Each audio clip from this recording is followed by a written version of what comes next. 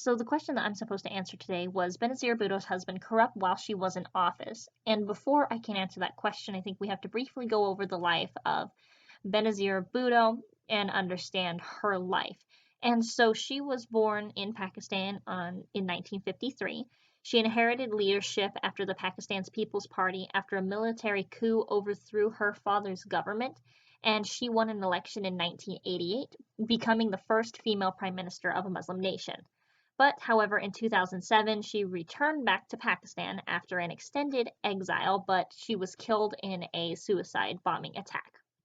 3 months after giving birth to her first child, Bhutto became the first female prime minister of a Muslim nation in 1988.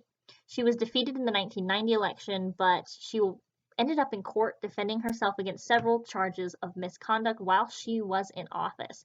She continued to be like the focus of opposition and discontent, and eventually won a further election in 1993, but then was again replaced in 1996.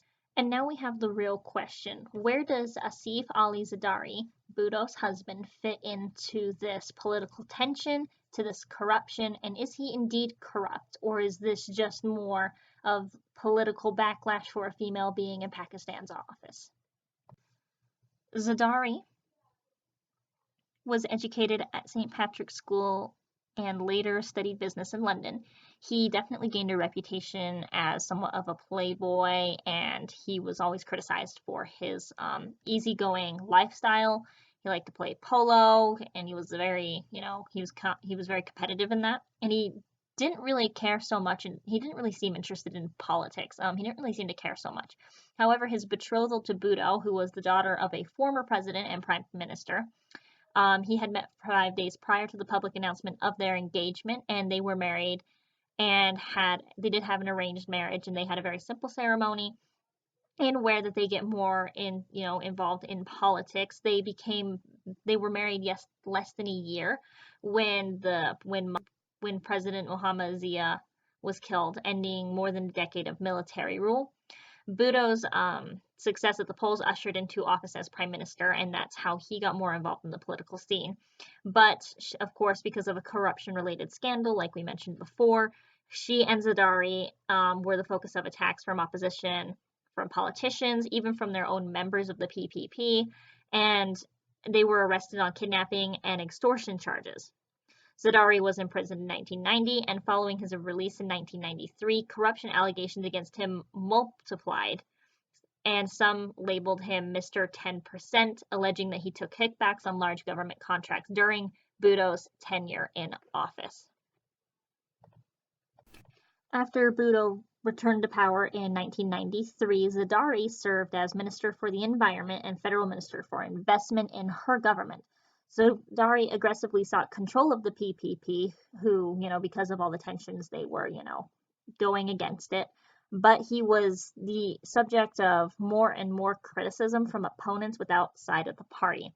So, in addition to this, Zardari was deeply involved in a Bhutto family feud led by Bhutto's brother, Mirza. I'm sorry, I don't really know how to pronounce this name, so I'll do the best that I can. It's Mirza, and the mother Nursat. The conflict between Zardari and Mirza over leadership of the Bhutto clan ruptured the PPP and totally destabilized Bhutto's government.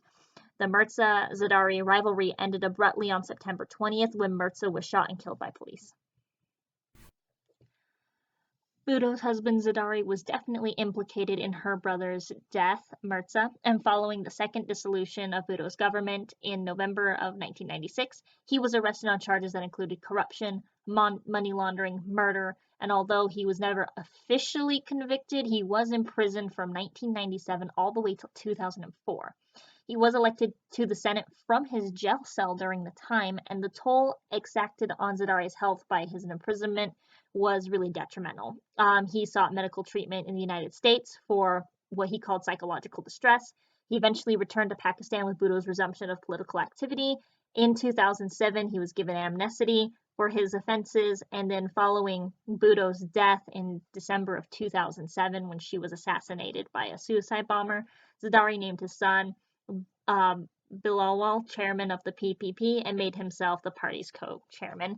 And that pretty much sums up exactly what happened during Buto's political activity, during her running for office, and up until her very death. And so I think that we can definitely say that Zardari was corrupted. He definitely did a lot of corruptible things. He even, was implicated in her brother's death, and there was a lot of issues that went on with that situation.